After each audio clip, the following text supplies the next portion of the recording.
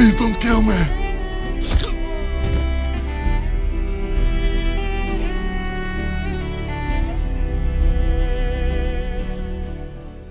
Welcome back, everyone. Today we're going to do a quick video on a rarely used item, but it's pretty useful and has a few aspects that you can use it for that will benefit you in the game. It's kind of a mid-game purchase, something you can use when you want to have a little fun or to use for some of the sneaking play styles. So it's called the Bush Hideout. It's relatively inexpensive. It only costs 250 skill points, and then to make it, it only costs 2 wood and 4 flax for a single one. So it's really easy to send the warriors out to gather all of these resources to make a lot of them at a time.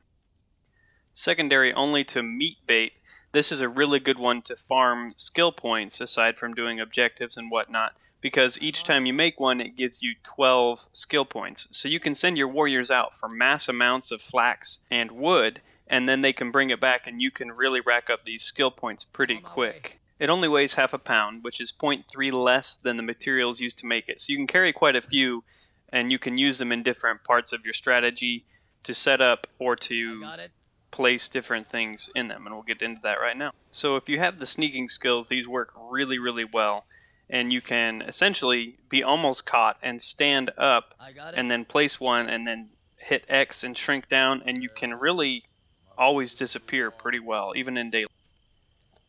The next function that you can use them for is to hide traps and to set up essentially an ambush location.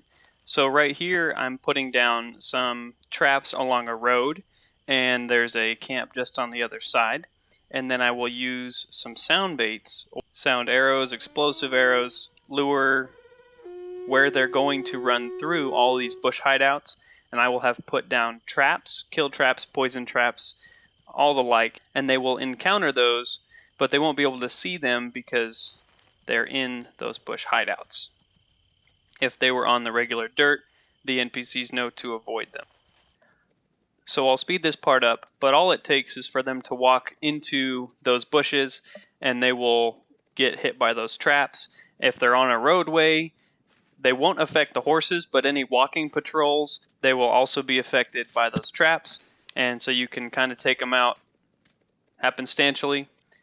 These do disappear once you leave the area, but they're still pretty awesome to use and use for your own cover or using in combination with different types of traps. Remember, if you're going for good karma, to use poison or paralyzed traps, or if you don't care, get some of those kill traps out there, depending on whatever you prefer. Or you can just sit in them yourselves and lure them over with the wolf call. Be sure to check out other videos on the channel, lots of other tutorials and awesome things to find out about the game. Be sure to check out the links in the description.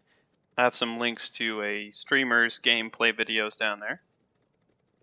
If you do have any video requests or things you want to know about the game, go ahead and put it down in the comments and I will see what I can do for you. I'll also tack on some pretty cool videos that I have at the end of this video before my outro. And, as usual, thanks for stopping by.